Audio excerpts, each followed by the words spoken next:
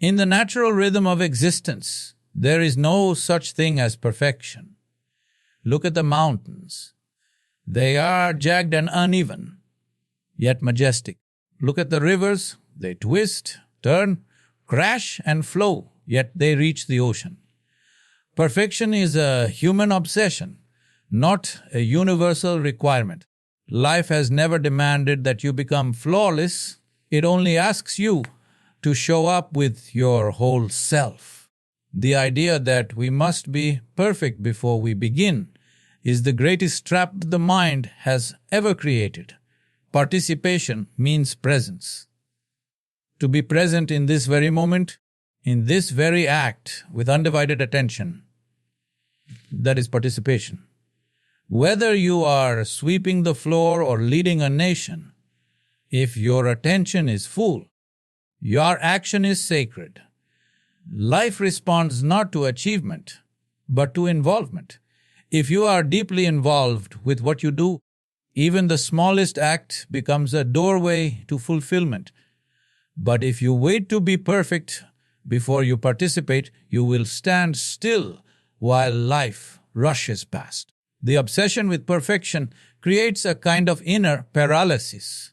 You hesitate, postpone, and finally abandon your own calling simply because you fear being imperfect. But let me tell you, even the most enlightened being did not arrive there in one perfect step. Growth is not born out of perfection. It is born from participation, from showing up, falling down, rising up, again and again. When you participate with sincerity, life begins to shape you from within. Participation also means embracing uncertainty. It is not about having all the answers. It is about being willing to walk into the unknown, trusting the intelligence of life to guide you. If a child refused to speak until their grammar was perfect, they would remain silent forever. But a child learns by expressing, by failing, by trying. In the same way, we evolve only through immersion, not through mental preparation alone. Stop measuring your worth by how flawless your execution is. Instead, measure it by your willingness to engage, to try, to move, to breathe into the moment with all that you are. The greatest tragedy is not imperfection, but disengagement. Life is a festival, a dance, a river, and it needs your rhythm, not your perfection. The celebration does not await the perfect dancer. It welcomes the one who dares to dance fully. When people speak of why they haven't done something, started a journey, begun a project, pursued a dream, they often sound rational. They say, "Now is not the right time," or "I have responsibilities," or "It's too risky." These statements appear intelligent, but if you look beneath the surface, they are not rooted in clarity. They are rooted in fear, and fear, when it wants to hide itself, puts on the clothes of logic and starts to sound like wisdom. But fear dressed as logic is still fear, only more deceptive. The mind is clever. It knows how to create stories that protect your comfort. When something challenges your boundaries, when life whispers for you to rise, the mind immediately constructs barricades. It will say, "Let's be practical," or "What if things go wrong?" But you must ask yourself, is this practicality, or is it just an escape? Logic that comes from fear does not liberate you. It limits you. It turns life into a problem to be solved, not a mystery to be lived. Every excuse you make distances you from the rawness of life. It becomes a veil over your potential. Excuses allow you to sleep while appearing awake. They give you permission to postpone living under the guise of thinking it through. But life does not wait for your perfect plan. It responds to your courage. There is a vast difference between true discernment and fear pretending to be caution. Discernment is sharp. It brings clarity. Excuses bring stagnation dressed as reason. If you truly observe, most excuses are fear of discomfort, fear of being judged, fear of not being enough, fear of failure.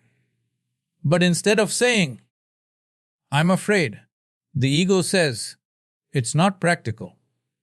One sounds vulnerable, the other sounds smart. But pretending to be smart when your soul is shrinking is the greatest betrayal of your own being. If you must be afraid, at least be honest about it, because honesty brings awareness, and awareness is the beginning of transformation. Freedom is not the absence of fear. It is the ability to act in spite of it. If you can begin to see where your logic is a shield for fear, you will unlock a new dimension within yourself. You don't need more motivation. You need less illusion.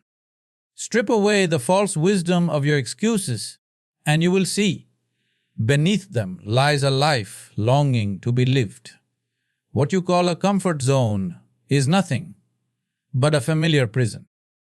It is not made of iron bars or locked doors, but of habits, fears, and repetitive patterns that lull you into a sleep-like state. You may feel safe within it, but that safety comes at a cost. The slow death of your potential. It's a silent erosion. Everything may look fine on the outside, but within you, something begins to wither.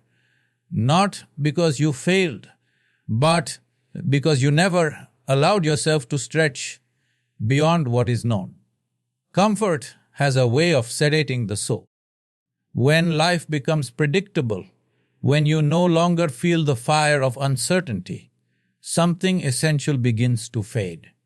Growth happens only in the unknown. Evolution requires friction.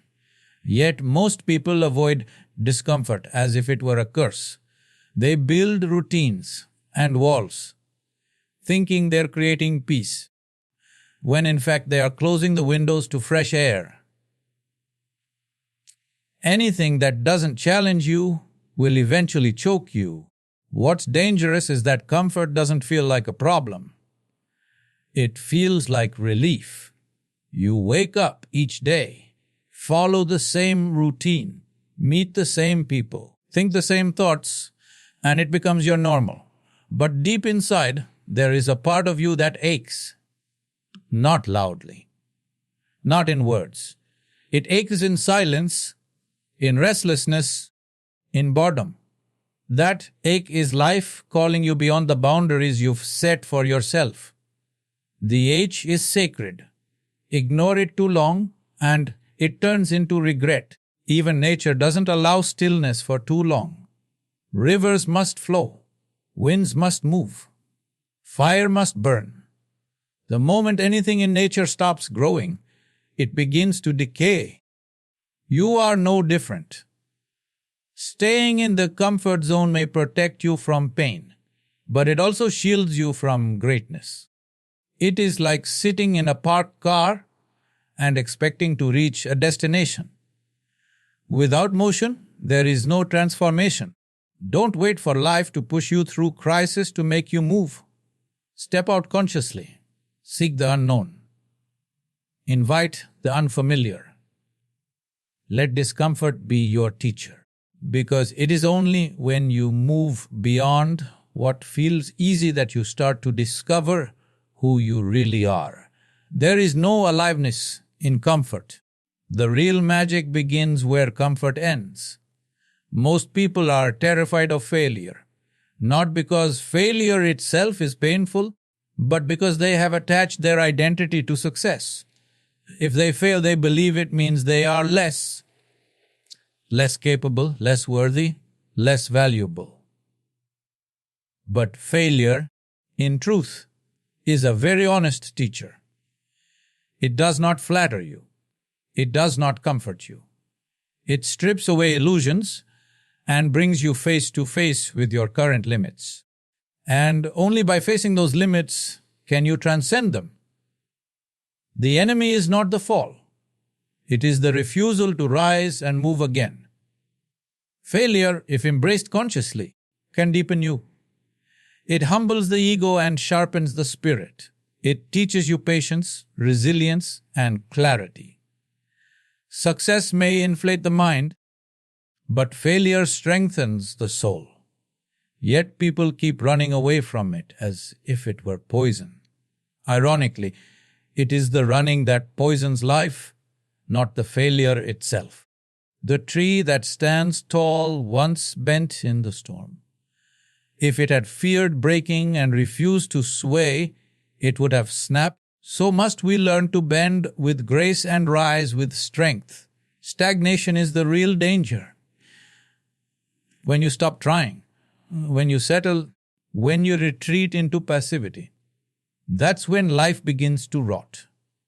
A stagnant body decays, a stagnant mind becomes dull, and a stagnant life becomes heavy with restlessness. You may not call it failure because it looks safe, but it is far more destructive than a visible fall.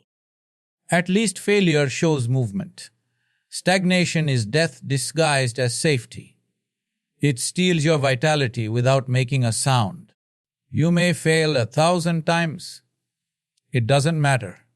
Each time, something in you refines. You learn what doesn't work. You grow stronger. You understand more. But if you choose stagnation because it's more convenient, you are trading your aliveness for comfort. The greatest pain in life is not falling, it is knowing that you never even gave yourself the chance to rise. To avoid failure is to avoid becoming fully human. Those who fear failure often lives. They avoid risks, they avoid discomfort, and in doing so, they also avoid breakthroughs. You don't need to succeed every time. You only need to keep evolving. Let failure be part of your dance. Let it be part of your rhythm.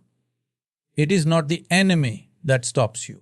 It is the stagnation born from the fear of trying that quietly builds a wall between you and the life you are meant to live. Every human being is given the same 24 hours in a day. The mystic, the monk, the millionaire, the scientist, all breathe under the same sky, bound by the same clock. Yet, some create wonders, while others complain they don't have enough time.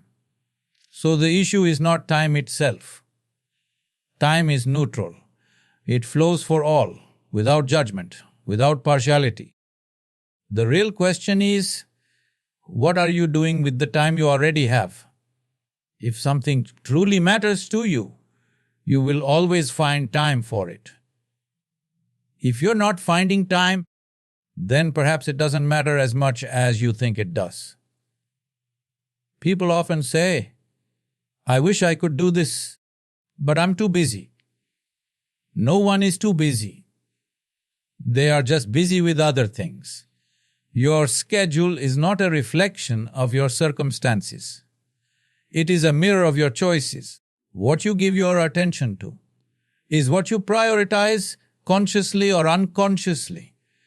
If hours are spent scrolling through distractions, but none are left for your inner growth, for your vision, for your calling, that is not a lack of time.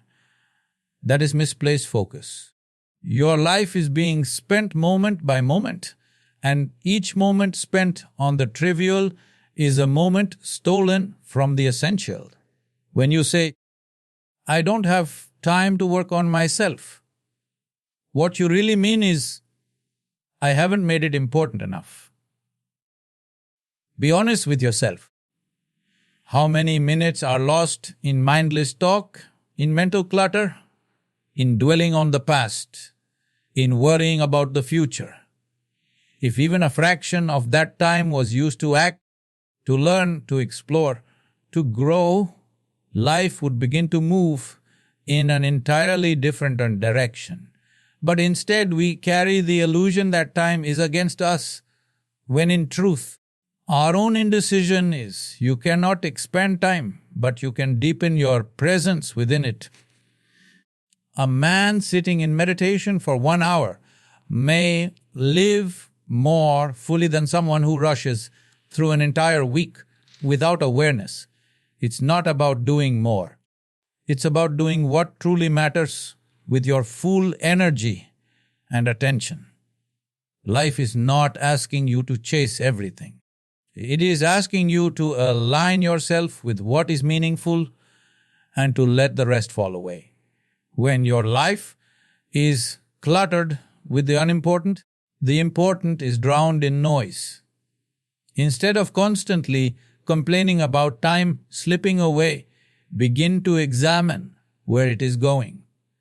If your time is being wasted, understand it is your energy, your breath, your very life that is being drained. You don't need more hours. You need a sharper sense of what is worth your life, because that's what time truly is, your life in motion. And what you give it to willingly or blindly is what your life becomes.